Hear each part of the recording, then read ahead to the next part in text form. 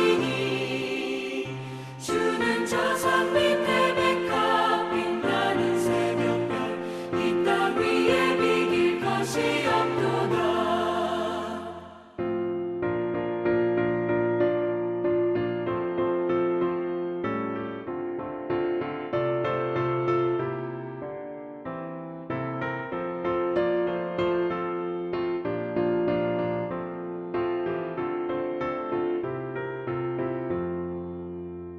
내 맘을 다하여서 주님을 따르며 길이 길이 나를 살아가리니 물불이 두렵지 않고 창검도 겁없네 주는 높은 산성 내 방패시라. 내 영혼 먹이시는 그 은혜 누리고 나 친히 주를 뵙기 원하네. 주는 저 산 밑에 백합 빛나는 새벽별 이 땅 위에 비길 것이 없도다.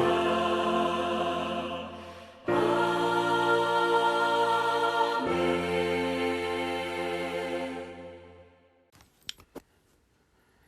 좋으시고 자비하신 하나님, 이 시간 예배를 드릴 수 있게 해주시는 은혜에 감사드립니다.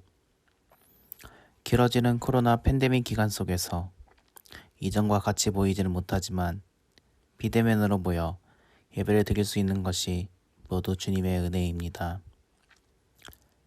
코로나의 위협 속에서 우리를 안전히 지켜주시며 인도하시는 주님이시지만 우리는 그 은혜를 잊고 외면하며 살아갈 때가 많습니다. 주님보다 세상에 먼저 관심을 쏟으며 하나님을 잊고 살았던 저희의 모습을 용서하여 주시옵소서. 주님, 코로나가 지속되면서 주님께 나오지 못하는 친구들이 많습니다. 그들의 마음을 붙잡아 주시어 주님께서 늘 함께 하신다는 것을 깨닫게 하시고 속히 코로나 사태가 끝나게 하시어 다 같이 모여 예배할 수 있는 날이 오게 되어 신앙을 다시 붙잡을 수 있게 하여 주시옵소서. 오늘 목사님을 통하여 주님의 말씀을 듣습니다. 목사님의 말씀에 능력을 더하사 듣는 과정에서 아버지의 말씀을 깨닫게 하시고 우리의 마음에 새겨져 일상 가운데 실천하며 살아가 하나님을 드러내는 삶의 원동력이 되게 하여 주시옵소서. 오늘 드리는 이 예배가 아버지를 기쁘시게 하는 예배가 되길 원합니다. 이 모든 기도 우리 주 예수 그리스도의 이름으로 기도드립니다. 아멘.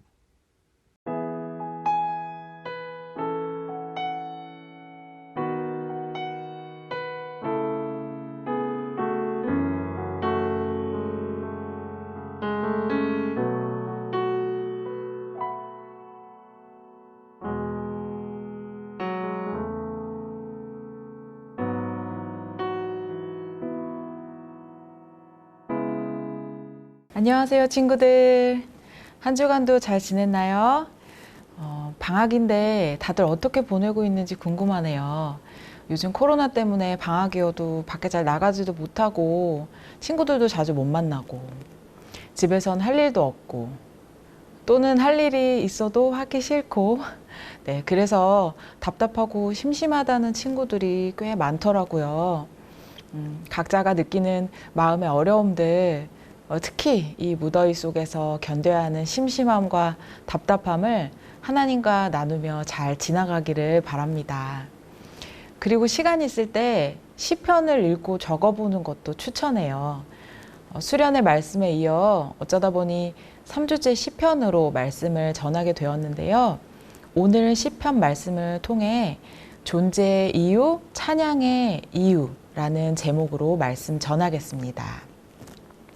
어떤 목사님은 시편을 하나님과 매일매일 삶을 나누는 동행일기라고 표현하시더라고요. 본 시는 시편 150편 전체의 마침표를 찍는 시랍니다. 마지막 시에는 하나님을 찬양하라고 초청하고 있어요. 찬양이 시편의 마지막 주제가 된 것도 매우 의미가 있다고 생각이 드는데요. 우리 인간 삶의 최종 목적이고 창조주 하나님의 피조물들이 우리를 포함해서 존재하는 이유이기 때문이기도 하답니다. 여러분은 나는 왜 태어났지? 이런 게 궁금하지 않나요? 어떤 사람들은 그냥 태어난 김에 산다. 이런 말도 장난스럽게 하는데요.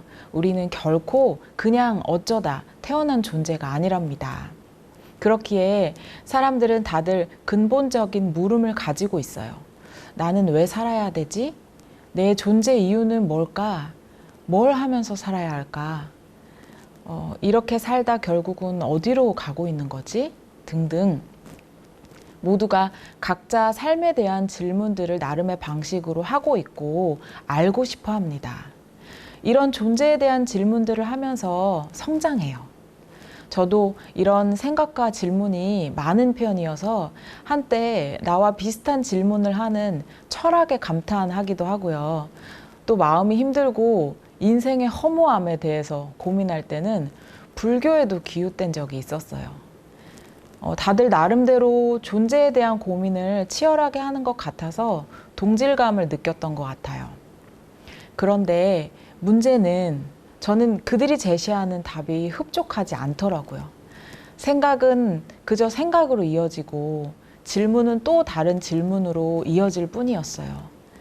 그 나름의 생각 과정에도 부분적으로나마 통찰이 있었고 혼란스러운 현상을 이해하는 데는 어느 정도 도움이 된 부분도 있었지만 뭔가 공허하고 목마름은 해소되지 않았어요. 결국 하나님 앞에서 그 이유를 찾고 안식할 수 있었죠. 철학과 사상은 다들 각자 나름의 의견을 말할 수는 있겠지만 애초에 그들에게 답이 없기에 답할 수 있는 자격 자체가 안 된다는 것을 몰랐어요. 인간의 존재에 대한 답을 가지고 계신 분은 오직 인간을 만드신 분, 하나님 뿐이시기 때문입니다. 다시 말하지만 우리는 어쩌다 태어난 그런 존재가 아니랍니다. 하나님은 분명히 말씀하세요. 이사야 43장 21절에 이 백성은 내가 나를 위하여 지었나니 나를 찬송하게 하려 함이니라 말씀하십니다. 시편의 대단원의 막을 내리는 150편도 하나님과 동행하는 삶의 최종 목적, 즉 인간의 존재 이유가 하나님을 찬양하는 데 있음을 잘 보여줍니다. 오늘의 말씀 본문 1절을 함께 읽어볼게요. 할렐루야, 그의 성소에서 하나님을 찬양하며 그의 권능의 궁창에서 그를 찬양할지어다. 제일 먼저 할렐루야로 시작하는데요. 이 말도 성경 원어로는 하나님의 이름을 찬양하라 라는 뜻이에요. 그래서 본 시편에는 하나님을 찬양하라는 말만 13번을 반복해요. 찬양이라는 말이 이제 사전적으로는 어떤 대상의 아름다움과 뛰어남을, 그 훌륭함을 크게 높인다라는 의미인데요. 그래서 옛날에 회사를 다닐 때 누가 밥이라도 거하게 쏘면 그 사람을 향해서 찬양하라 이렇게 말하고 웃더라고요. 농담이지만 실제로 세상은 다양한 것을 찬양하고 열광해요. 주로 자기를 즐겁게 해주는 것들이죠. 공부나 직업의 열을 올리는 것도 그 이유고요. 돈에 열광하고 SNS 팔로우 수, 유튜브 조회수에도 열광하고 연예인에도 열광하고 하물며 먹방, 게임, 친구들 등등 각자 열광하는 것들이 있어요. 물론 좋아할 수 있죠. 삶에 도움이 되는 것들도 있고요. 다 하나님이 허락하신 거예요. 그런데 주의해야 할 것은 좋아하는 것을 넘어서서 그것에 기대고 있다면, 만약 그것이 없으면 짜증나고 불안하다고 느낄 만큼 의지하고 있다면 우리는 은연중에 그것을 찬양하고 있는 것이랍니다. 영적인 눈으로 볼 때 우리는 다 무언가를 찬양하고 있어요. 하나님이 만드시길 인간이 존재적으로 자기 행복을 위해서 무언가를 찾게 되어 있거든요. 하나님의 의도는 우리가 자신의 행복을 위해 하나님을 찾기를 바라시죠. 하지만 그 대상이 하나님이 아닌 다른 대상이라면 그것은 우리를 중독시키고 곧 노예로 만들게 된답니다. 내 자유와 행복을 빼앗아가요. 그리고 내 존재 가치를 바닥까지 떨어뜨리죠. 우리가 종종 내 자신이 정말 별 볼 일 없고 가치 없게 느껴지는 순간이 있다면 그 순간은 하나님으로부터 멀어져 있는 상태라는 증거예요. 그렇기에 우리의 행복을 위해 하나님을 선택하는 지혜가 있기를 간구합니다. 우리에게 찬양의 대상은 하나님 한 분뿐이세요. 우리에게 찬양의 대상이 하나님이 한 분뿐이시라는 이 말은 우리가 하나님을 찬양하기로 선택한다는 의미도 있지만 하나님 한 분만이 찬양을 받으실 만한 분이라는 의미입니다. 2절 말씀 함께 보겠습니다. 그의 능하신 행동을 찬양하며 그의 지극히 위대하심을 따라 찬양할지어다 라고 기록되어 있는데요. 첫 번째로 찬양의 이유를 주목해야 하는데요. 우리가 찬양하는 이유가 하나님의 능하신 행동, 지극히 위대하심 때문이라는 것입니다. 즉, 찬양은 하나님의 위대하심에 대한 마땅한 반응이에요. 자칫하면 우리는 어쩌면 하나님을 내 소원 들어주시는 분 정도로 생각할 수 있는데요. 하지만 하나님은 나를 지으셨을 뿐 아니라 전 우주를 만드신 분이며 지금도 이 우주를 지탱하는 분이세요. 하나님께서 지금 살아있는 모든 것들에게 생명을 주시고 있기 때문에 살아있는 거랍니다. 우리가 스스로 숨을 쉬고 있는 것 같죠? 하지만 하나님께서 호흡을 걷어가시면 순식간에 생명이 떠나가요. 그런 분의 위대하심에 대해 온 우주 만물의 리액션이 지금도 하나님을 쉼 없이 찬양하고 있다는 겁니다. 해도 별도, 나무도, 이름 없는 들풀도, 소리 없이 존재하는 길가의 돌들까지도 모두가 생명을 주신 분에게 그 이름에 합당한 대우를 하고 있답니다. 저를 포함해서 우리 인간만 참 무지한 데다가 무식하면 용감하다고 고집까지 센 것 같아요. 그런데도 하나님은 우리가 간구할 때 내 마음의 소원을 들으시죠. 생각해 보세요. 우리의 리액션은 어떤가? 하나님의 은혜를 입고 살고 있지만 우리는 찬양은커녕 하나님은 1도 신경도 안 쓰고 무시하며 살 때가 많지 않나요? 그런 내가 무엇이간데 이렇게 무지하고 고집불통인 나를 내치지 않고 참아주시는 걸까요? 사실 저는 모태신앙이지만 하나님이 나를 사랑하신다는 말씀은 참 선뜻 믿어지지가 않았어요. 물론 머리로는 알았지만 나 자신을 보면 참 행노답에 사랑할 만한 구석이 하나도 없기에 그래서 나도 그런 내가 참 싫었거든요. 아마 그런 이유로 내 존재 이유를 찾을 때 하나님과 상관없는 철학이나 불교, 진화론 그런 이론들이 하는 말이 이성적으로는 더 쉽게 받아들여졌던 것 같아요. 이유가 어딨어. 그냥 어쩌다 생긴 거지. 존재의 의미는 네가 만드는 거다. 잘하는 만큼 너는 의미 있는 존재가 된다. 그러니 끊임없이 뭔가를 이뤄라.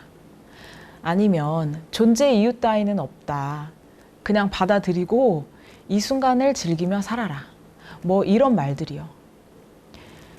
그러던 제가 하나님의 사랑을 비로소 마음으로도 믿을 수 있게 된 계기가 있었는데요. 바로 하나님의 전능하심, 위대하심에 대한 이해 때문이었답니다. 저는 하나님의 사랑은 잘 몰라도, 잘 못 믿겠어도 하나님의 전능하심은 믿을 수 있었거든요.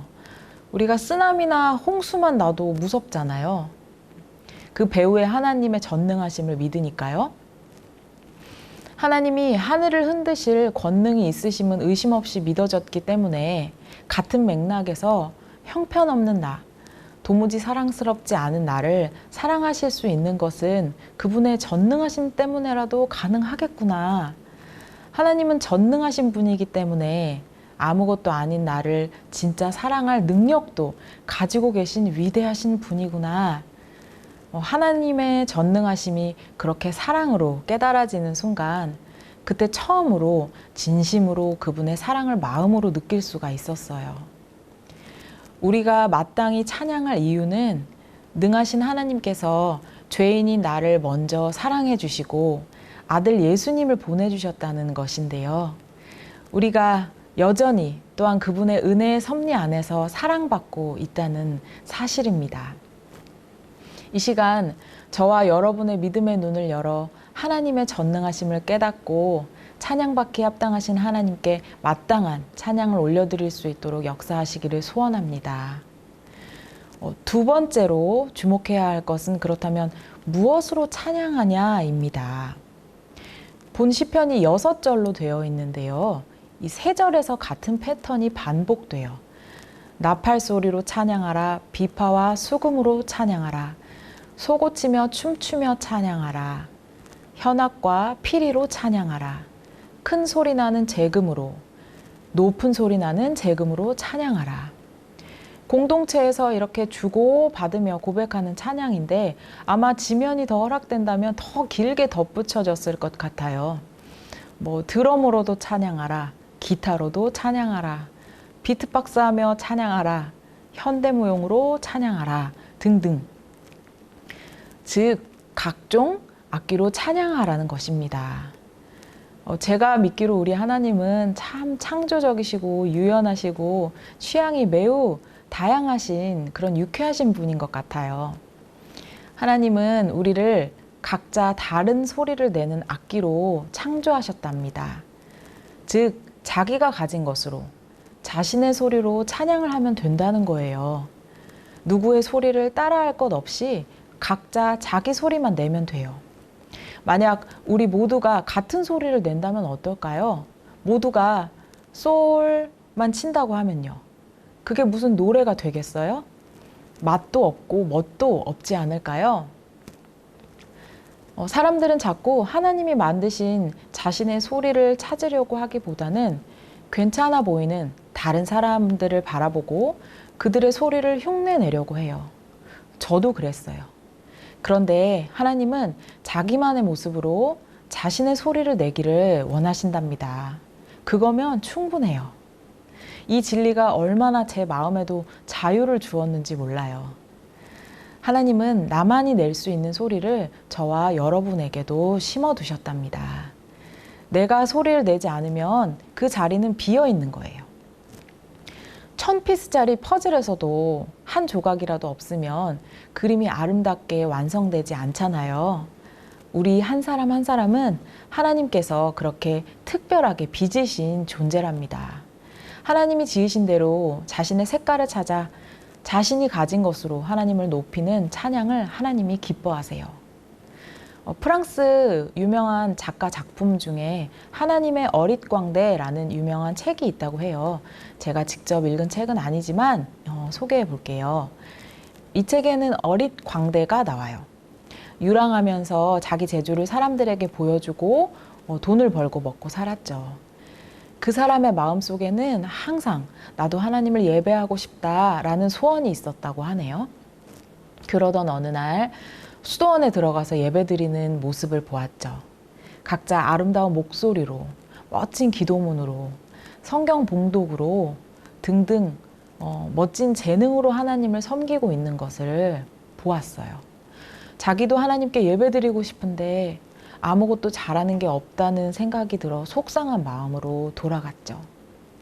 하루는 어릿광대가 안 보여 찾았는데 그가 예배당 안에 있는 걸 발견했어요.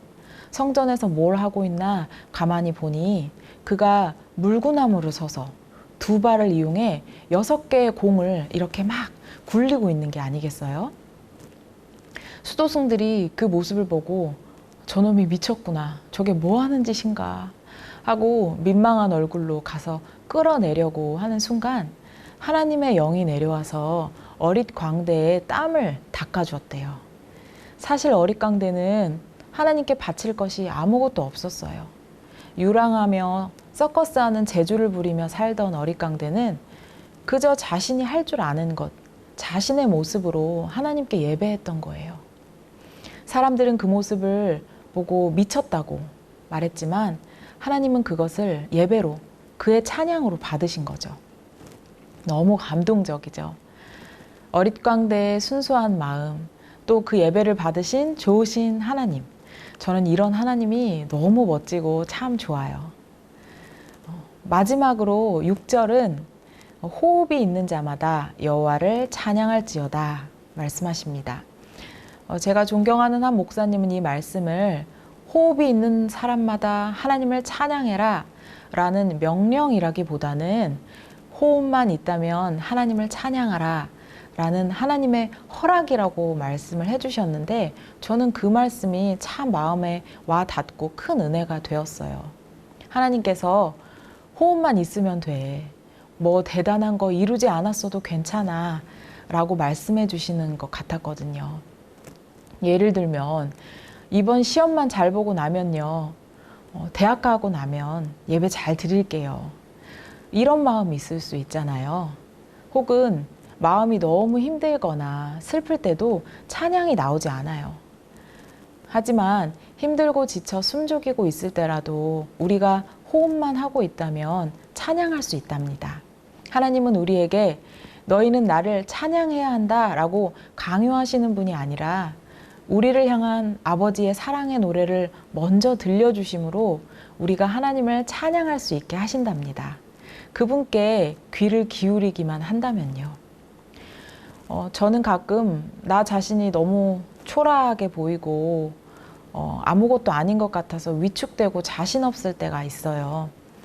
그럴 때 나 혼자인 것 같아서 깊은 외로움을 느끼기도 하고요. 삶은 너무 재미없고 또 버겁기만 하고 매일 숙제하는 기분으로 그리고 산을 오르는 기분으로 살 때가 있거든요. 아, 이번 생은 망했다 라는 말이 절로 나오는 순간이죠. 그럴 때 제가 차에서 조용히 눈물을 흘리며 예수님 이렇게 한숨 짓듯 불렀는데 아, 나는 아무것도 아니지만 내가 예수님의 존귀한 이름을 부를 수 있다면 그 순간이 가장 가치 있는 귀한 삶이구나. 내가 무언가를 이룬 순간이 귀한 순간이 아니라 가장 귀한 분을 소유할 때구나 라는 마음을 주셨어요. 그때 제 슬픔의 눈물이 감사의 눈물로 바뀌는 걸 경험한 적이 있답니다. 이런 경험은 사실 자주 해요. 여러분, 우리가 숨을 쉬고 있다고 해서 다 잘 사는 게 아닌 건 이제 우리 친구들도 잘 알죠. 지금 내가 사는 게 아니다 라고 힘들 때 말하잖아요. 우리가 우리의 호흡으로 하나님을 찬양할 때 비로소 우리 삶은 살아갈 수 있는 흥이랄까요? 생기, 힘을 얻게 돼요. 저는 이것이 하나님이 허락하신 찬양의 힘이고 선물이라 믿습니다. 마음이 괴로울 때 또는 마음이 즐거울 때 하나님을 찬양하세요. 그 자리는 하나님이 함께 계신 곳이고 내 주 예수 모신 곳이 그 어디나 하늘나라 라는 찬송이 내 삶이 된답니다. 말씀을 정리하겠습니다. 우리의 존재의 이유는 오직 하나님께 있습니다. 우리는 하나님의 은혜를 입은 자들이고 하나님의 위대한 사랑을 받고 있는 자들이에요. 하나님을 찬양하는 건 그분의 능하신 사랑에 대한 마땅한 우리의 리액션이 되어야 해요. 또한 하나님은 나 자신만의 목소리로 찬양하기를 바라세요. 그 누구도 아닌 나를 원하시는 하나님, 우리의 찬양의 주제가 되신답니다. 우리가 어떤 모습이건 하나님을 찬양하기로 선택할 때 하나님은 진짜 생기로 우리를 더 흥나게 하실 거예요. 하나님을 찬양하는 자로 부름받은 여러분, 존재의 이유대로 살기를 축복합니다. 주님의 위대한 사랑을 더욱 경험하게 하여 주시고 내 목소리로 찬양하게 되기를 기도하세요. 힘들 때 하나님께 나아가 찬양함으로 힘을 얻게 해달라고 간구하며 오늘의 말씀을 나의 말씀으로 경험하는 저와 여러분이 되기를 진심으로 축복합니다. 함께 기도하겠습니다. 찬양받기에 합당하신 하나님을 찬양하며 주님의 이름을 높여드립니다. 호흡이 있는 자마다 여호와를 찬양하라고 말씀하신 하나님, 우리의 찬양의 이유가 되어주시는 주님께 감사드립니다. 하나님의 위대하심을 더욱 알기 원합니다. 우리를 사랑하시는 그 능력을 잊지 않게 하여 주시고 더욱 풍성히 경험할 수 있도록 도와주세요. 또한 하나님이 우리를 지으신 그 모습 그대로 하나님께 예배하며 나아가기를 원합니다. 나를 창조하신 고유한 그 소리를 하나님과 동행하면서 찾아가게 하시고 무엇을 하든지 하나님을 높이는 우리의 삶이 되게 도와주시옵소서. 특히나 힘들고 어려울 때 우리를 향하신 하나님의 사랑의 노래를 듣게 하시고 하나님을 찬양하는 그 모든 순간이 기쁨과 감사로 변하게 이끌어 주시옵소서. 찬양 속에서 주님을 만나기를 간절히 소원하며 예수님의 이름으로 기도합니다. 아멘.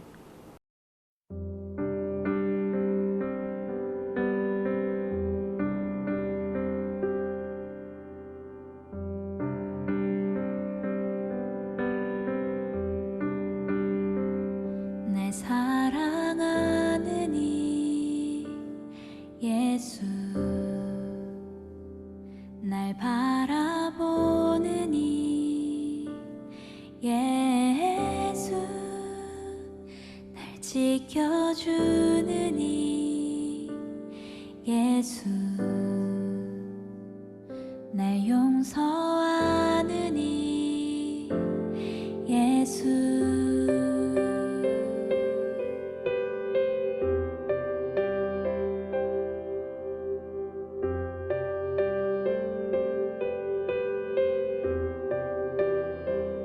날 사랑하는 이 예수, 날 바라보는 이 예수, 날 지켜주는 이 예수, 날 용서하는 이 예수, 날 위해 죽으신 그 사랑 놀라워 영원할 수 없는 그 사랑, 날 위해 죽으신 그 사랑 놀라워 날 사랑하는 이 예수, 날 위해 죽으신 그 사랑 놀라워 영원할 수 없는 그 사랑, 날 위해 죽으신 그 사랑 놀라워 날 사랑하는 이 예수.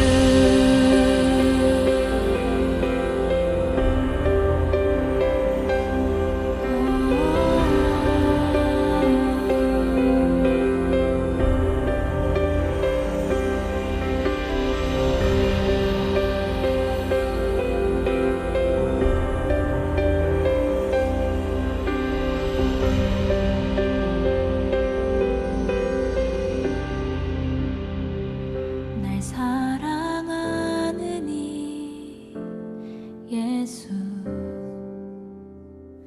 날 바라보는 이 예수, 날 지켜주는 이 예수, 날 용서하는 이 예수.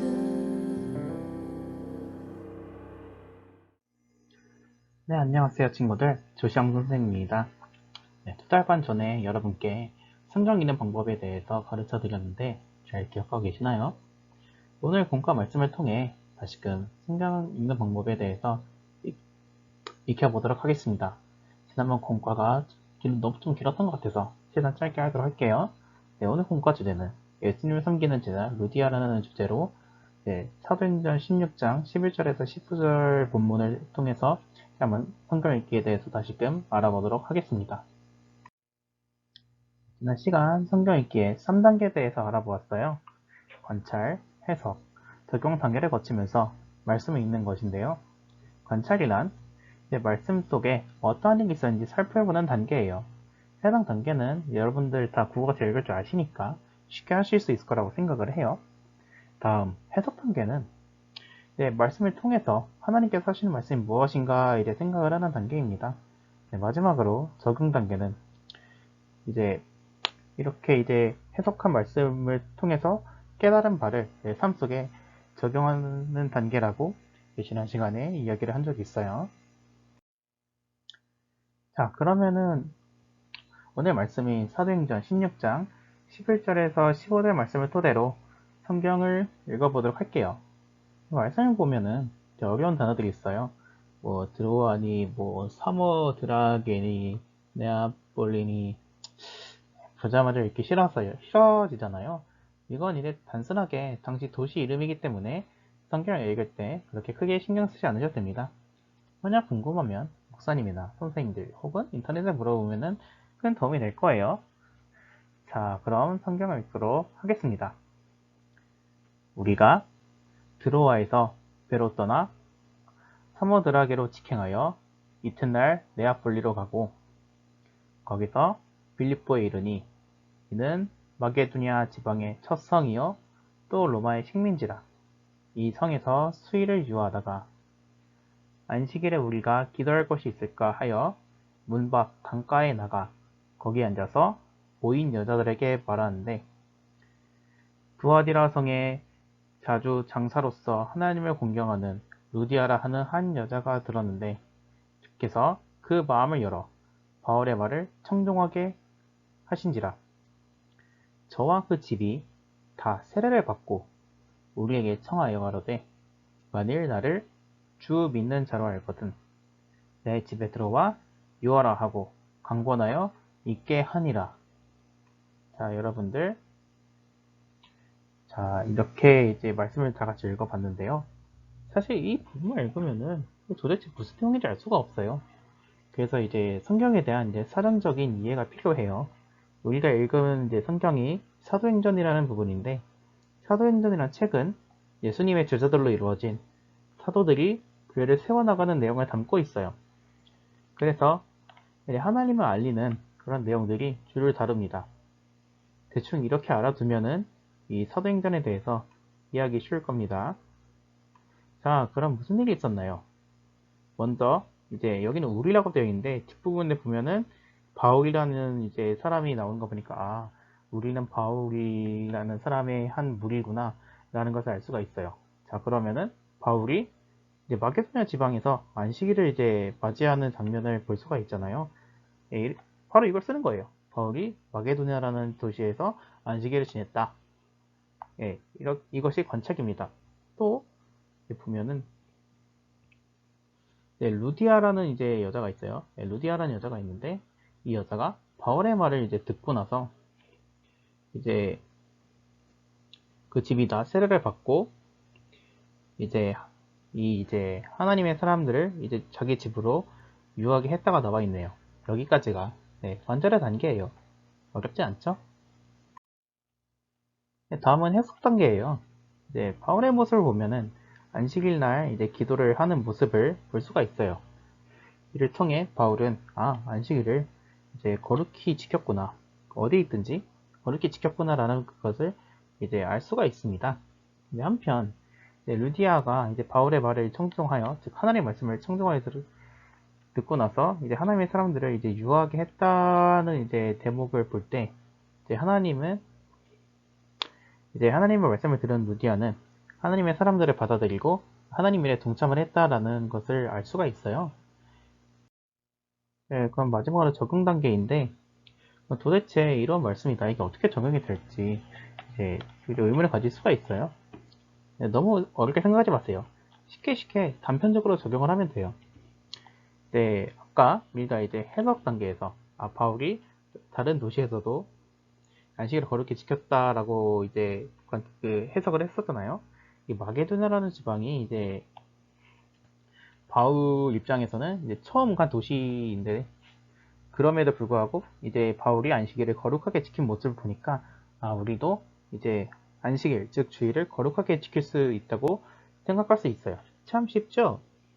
또한 느디아가 하나님 말씀을 듣고 동참한 그 장면을 통해 우리도 하나님 말씀을 듣고 깨달은 바가 있으면은 바로 적용하자라고 이제 생각을 할 수가 있어요. 적용 단계에서 너무 어렵게 생각하면은 이제 아무것도 이제 할 수 있는 게 없어요. 이제 적용하기 쉬운 것부터 차근차근 해 나가면은 어느덧 이제 신앙적으로 성장한 나의 모습을 볼 수가 있을 거예요. 네, 선생님이 준비한 공과는 여기까지예요. 사실 이제 성경 읽기를 지난번에 가르쳐 드렸는데 그 다음에는 기도하는 방법에 대해서 이제 알려드리려고 했어요. 근데 이제 코로나 이제 감염자 수가 늘어나면서 비대면으로 전환이 되고 나서 이제 그건 좀 어려울 거라고 판단이 되어서 성경 읽기 방법에 대해서 다시 한번 이제 이야기를 드렸어요. 이제 대면 예배로 다시 돌아가게 되면은 그리고 이제 선생님한테 기회가 생긴다면은 기도하는 방법에 대해서도 이제 다시 한번 언급해 드리도록 할게요. 다들 비대면으로 공과 듣느라 수고 많으셨고 남은 주일 잘 보내도록 해요. 여러분 안녕.